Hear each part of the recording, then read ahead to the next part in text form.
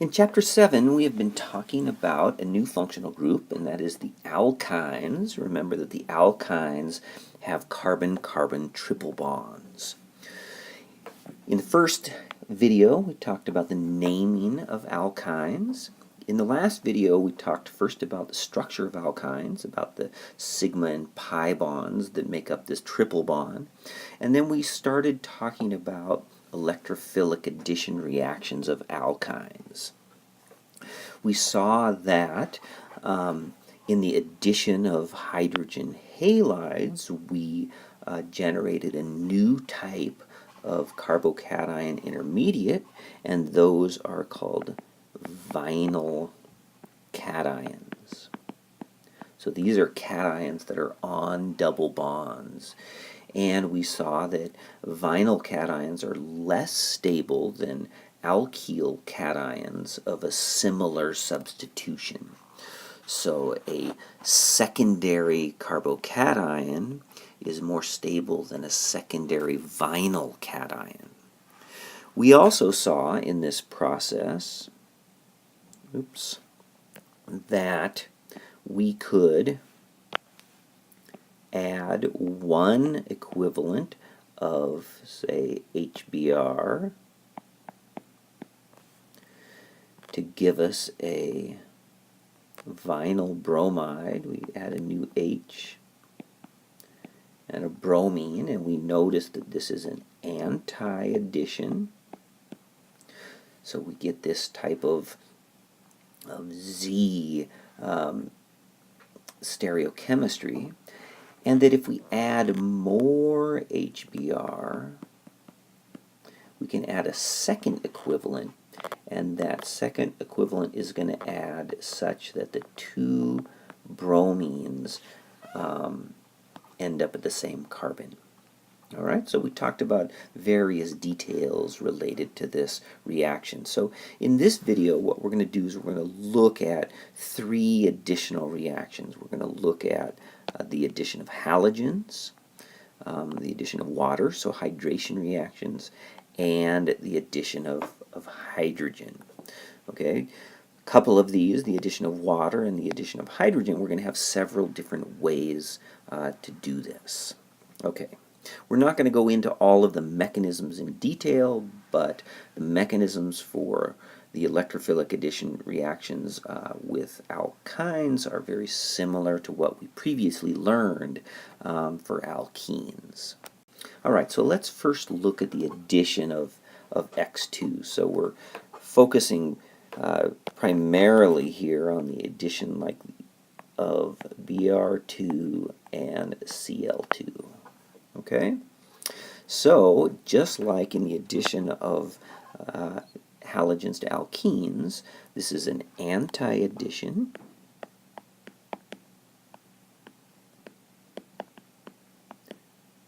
Okay, meaning that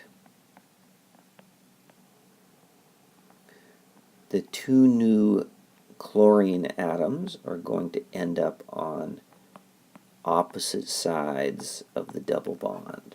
Okay, so we can add it one time, or if we add an excess of chlorine, we can add a second equivalent.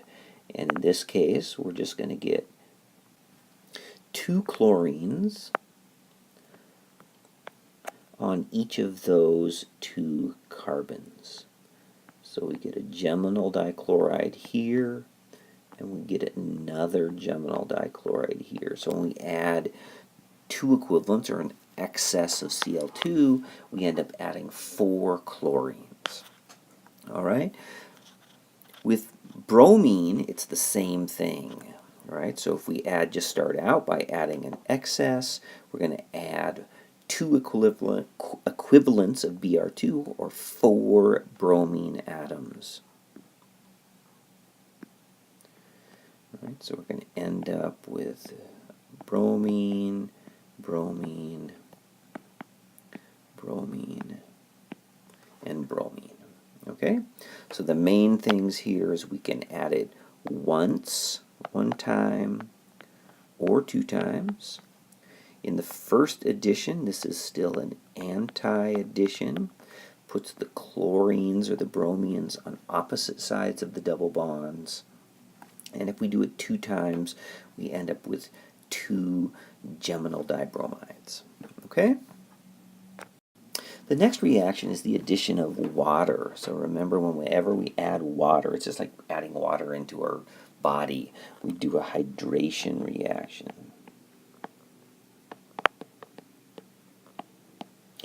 Okay, we already learned hydration reactions for alkenes, and so let's just remind ourselves here. So if we add water in the presence of an acid catalyst, we end up adding water across that double bond. And here, I'm going to put this H in here. We end up with the OH on the more substituted position and the H on the less substituted position. So remember that this reaction follows Markovnikov's rule.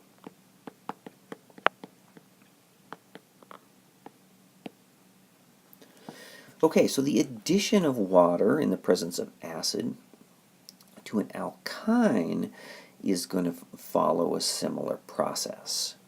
All right, so we're not going to look at the mechanism here again, but we're going to go to a double bond. We're going to say that, like we did with the addition of HX, that this is an anti-addition, though we'll see in a minute that this really won't make a difference.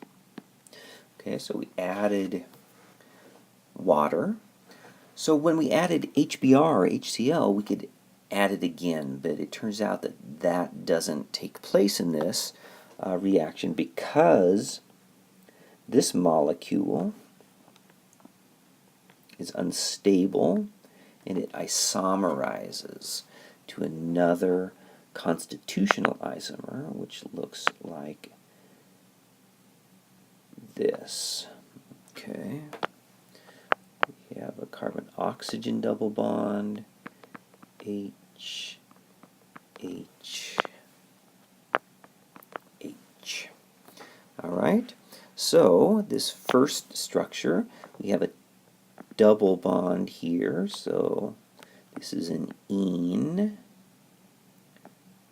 right? And we have an alcohol, this is an ol, if we were doing our naming, so this structure is called an enol, okay? Over here, this is this carbon-oxygen double bond, so always when we have a carbon-oxygen double bond like this is called a carbonyl group, all right? And this specific carbonyl group is called a ketone. Okay, carbonyl groups will differ depending upon what's attached here at X and Y. So if those are both carbons, then it's called a ketone. All right?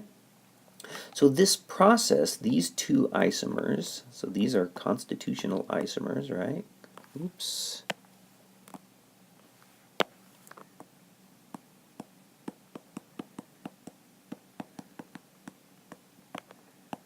But they're a special kind of constitutional isomers in that we're just switching a double bond and an H, and they're called tautomers.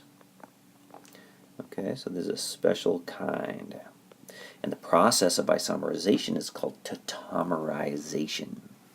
Okay, it turns out that the ketone is more stable. So once the enol forms, it isomerizes or tautomerizes over to the ketone.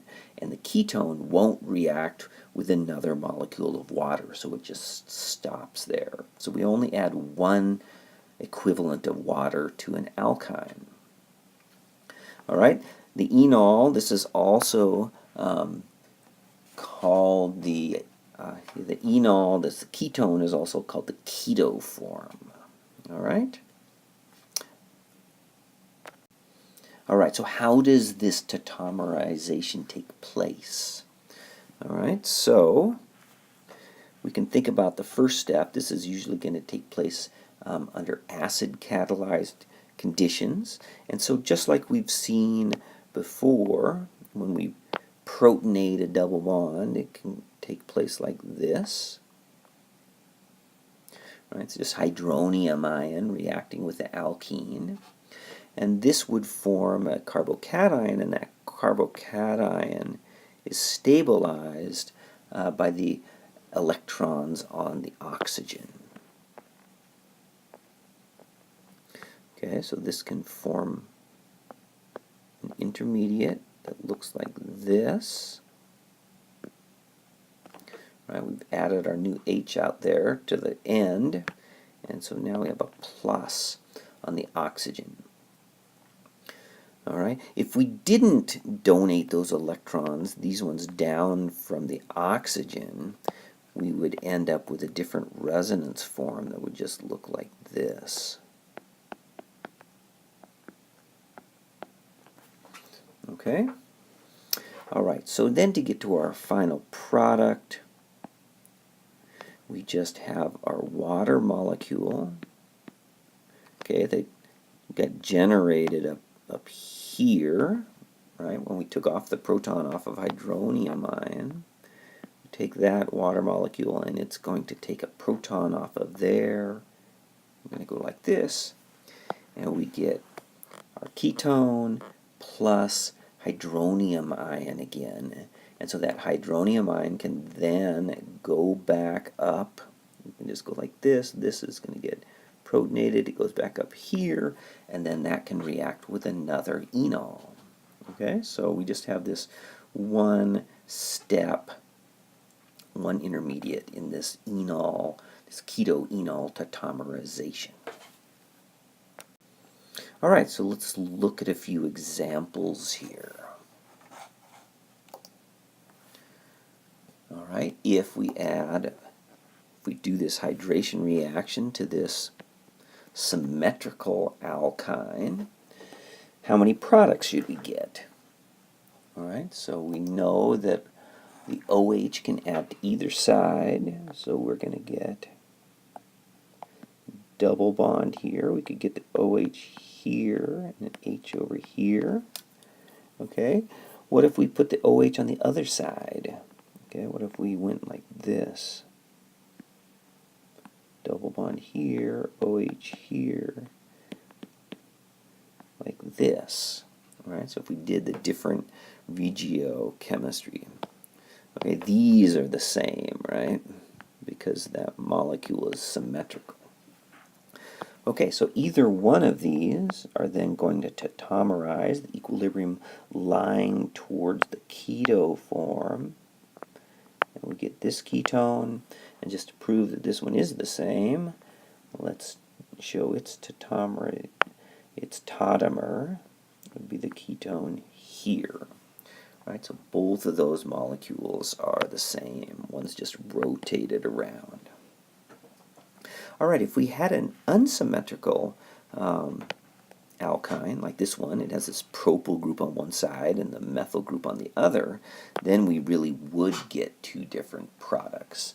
All right, so let's just show the two final products this time. Okay, so we would get to here. Okay, we're going to get a ketone either at this position. So it's a third. Well, how many? 1, 2, 3, 4, 5, 6. 1, 2, 3, 4, 5, 6. Okay, we're going to get one at the third position over from the right, or the second position, like this. Okay, so we just get two compounds as a mixture with the ketone at either of the positions where the alkyne is attached. All right, so let's look at one more example. In fact, I didn't show it on the first one, but oftentimes if we have these terminal alkynes, these are less reactive than the internal ones. So they'll add Hg2+, so mercury 2+, as a catalyst. Okay, the book has the mechanism here, but we're not going to worry about this mechanism.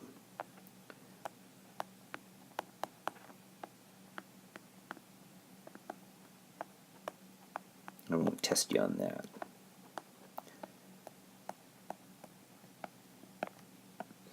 All right, so that just kind of soups up the reaction, makes it more active.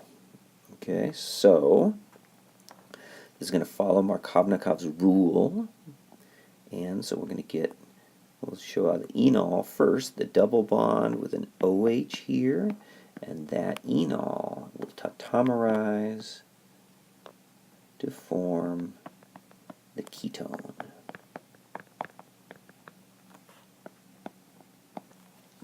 Okay? So what if we wanted the OH to go here instead? Okay? Then, of course, just like adding water to an alkene, we could use a different set of conditions to get an anti-Markovnikov. When we did it with alkenes, we used a hydroboration oxidation reaction, and we can do the same chemistry here. So let's just compare these two. Here's the normal acid catalyzed one. Maybe we'd add some mercury 2+ into this, and we get a ketone like this. If we use the hydroboration oxidation,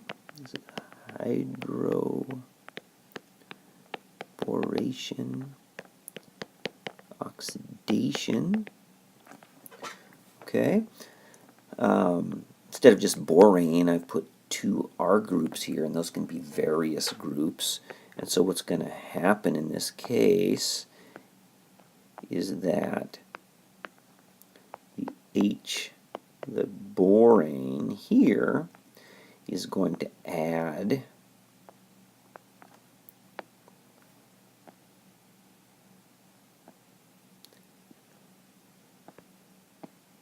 an H here and the boron there, and then in the oxidation step, okay, H2O2 and hydroxide and water, it converts this borane to an OH. Okay, so then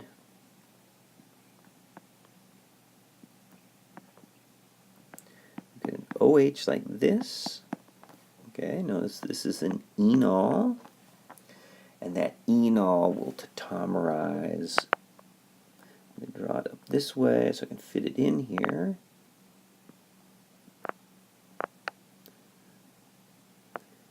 But notice, because the H is on the OH is on the end, we actually get a different functional group.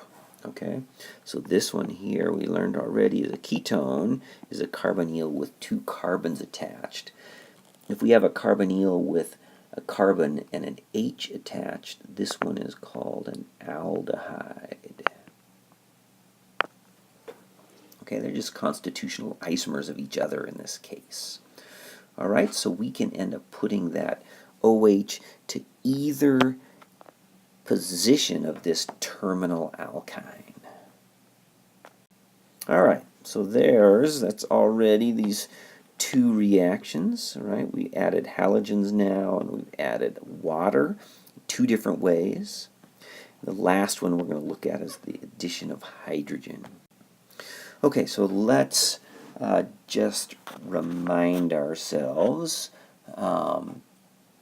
Okay, so this is going to be related to the hydrogenation reactions of alkenes, right? So remember that if we had an alkene like this,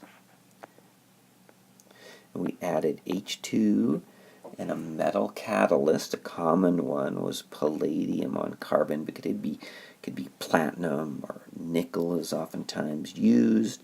And remember, in this case, we went from an alkene to an alkane. So we went from an unsaturated,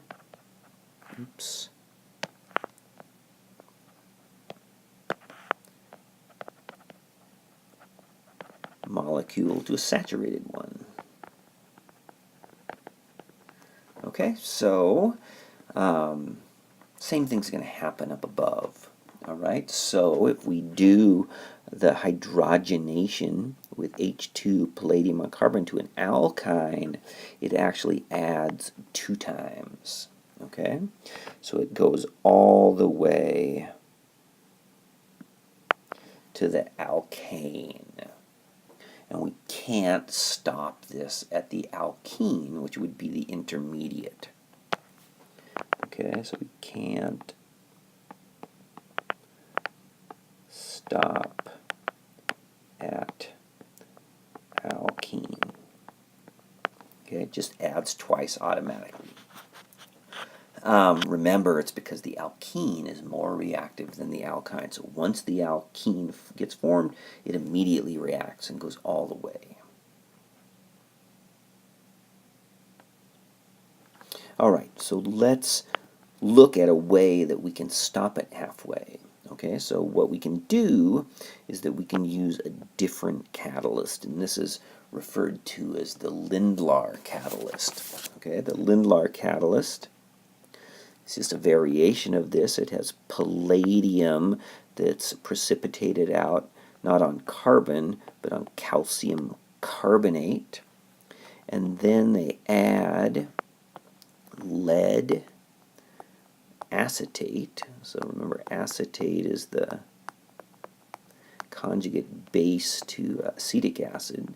So there's 2 of those acetates on the lead and a molecule called quinoline. And this is the structure of quinoline. It has 2 of these benzene type rings, but it has a nitrogen in one of them. Quinoline. And this is sometimes referred to as a poisoned catalyst.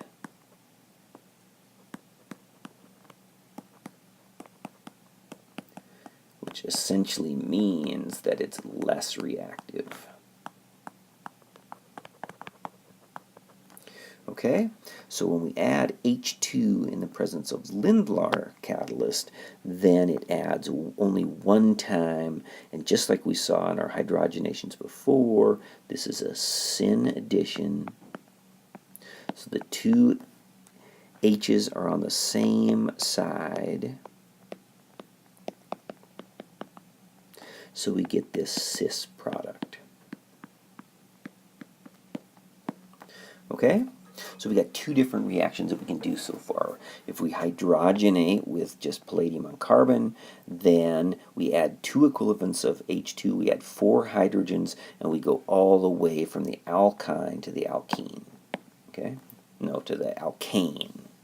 If we want to stop at the alkene, then we can use this poison catalyst, Lindlar catalyst, and that does a syn addition of hydrogen to give us a cis alkene. All right, so what if we wanted to have the trans alkene? All right, we might want to do that. I might. Okay, so we're going to use a different type of reaction here, and this is called a dissolving metal reduction. It's not really a hydrogenation because we're not using hydrogen gas, but the net result is that we're going to add 2 hydrogens. Okay, so in this case we can use either sodium or lithium. Okay, these are just the metals, they're not the cations. And we do this in ammonia, liquid ammonia. Okay, and in order to keep ammonia as a liquid, usually ammonia is as a gas, we need to have a very low temperature. Okay, so what happens here? So the net result is that we get the addition of 2 hydrogens, and those 2 hydrogens are on opposite sides, so this is an anti-addition. and so we get the trans double bond. All right, so we're going to take a look at the mechanism of this reaction. So this mechanism is much different than what we've seen before. Okay, so the first step of this is the reaction of the metal with the alkyne, and specifically it's just the reaction of an electron from the metal. All right, so sodium or lithium are on the far left side of the periodic table, and like we talked back in chapter 1, what they would like to do is give up an electron, because if they can go to their, like this, sodium plus cation, then it has its noble gas configuration. All right, so what's going to happen is that this one electron is going to combine with one electron from the alkyne. When I show these type of arrows, that means the movement of a single electron.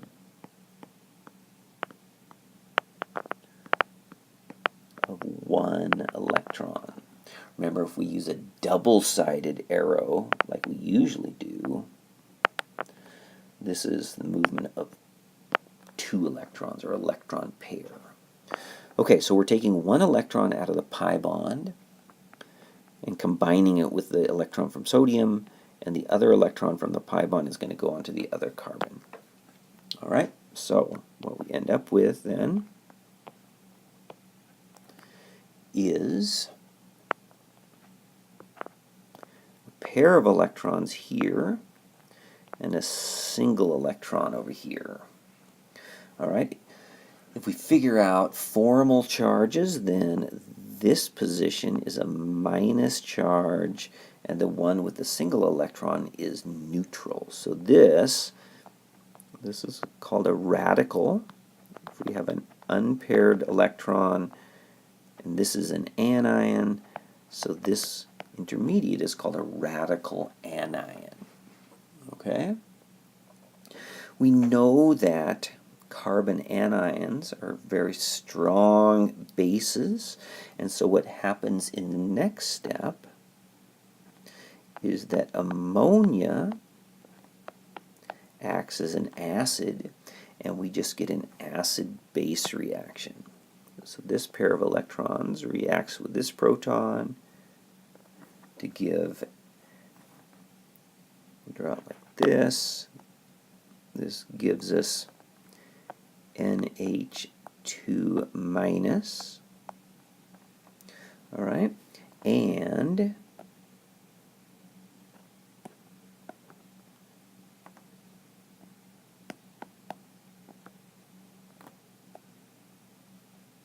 we get this radical.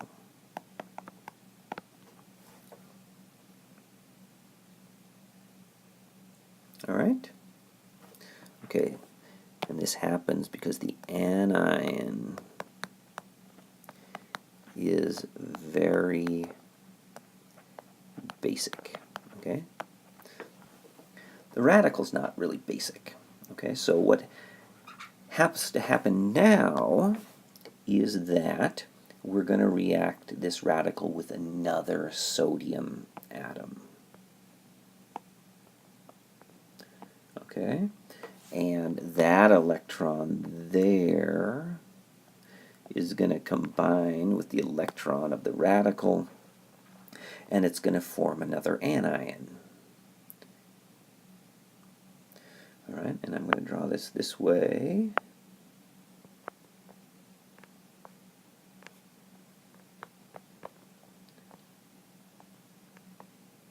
So now we have an anion here, and this anion is actually in equilibrium with its stereoisomer. So let me see, how do I want to do this?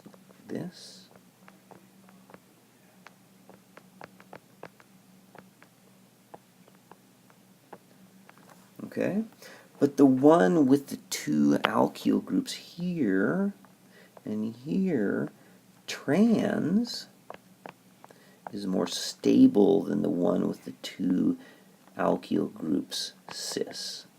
Okay? So in the last step, we just have to do another acid-base reaction with ammonia. All right, and this anion now, which is very basic again, gets protonated, and we get the trans product. So the stereochemistry is really controlled down here at this step right here. Okay, so we can have either of these two geometries in this anion, but the more stable one is the trans one. So we always get, in these dissolving metal reductions, we get the most stable product, right? And that's the trans product. Okay, so let's summarize. Okay, we have learned 3 different hydrogenation reactions. Okay, the first one, we use H2 with palladium or platinum on carbon. That would be fine as well. And when we did that, it got hydrogenated all the way to the alkane. All right. If we wanted to stop at the alkene, we have 2 choices. One is we can use H2 with Lindlar catalyst. And remember, that adds just 1 equivalent of hydrogen, and it does the syn addition. Okay, and it gives us the cis product. If we want the trans product, remember, we can use sodium or potassium, or sodium or lithium, I think it was. Sodium or lithium, and we use liquid ammonia, and we do this at a very cold temperature. All right, and in this case, we have a different mechanism, and we get an anti-addition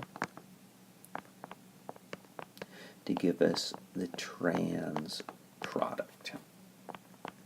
Okay, so just as an aside, what is it about this minus 78 degrees Celsius? All right, why would you pick such an oddball temperature?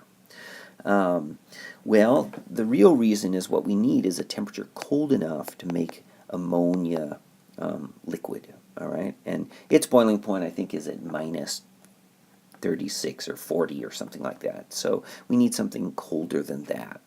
And it just turns out that minus 78 is a convenient temperature, because if we mix dry ice, so solid carbon dioxide, with this ketone, which is called acetone, right? If we mix those two, it gives a temperature of minus 78. So it's just a convenient cold bath that we can run our reactions in. All right, so that's the main electrophilic addition reactions that we're going to learn. We've added hydrogen halides, we've added halides, we added water, and we added hydrogen. Okay? In the next video, what we're going to do is look at a different type of reactivity. It turns out that terminal alkynes have some acid-base properties that have some practical consequences, so we'll learn about that.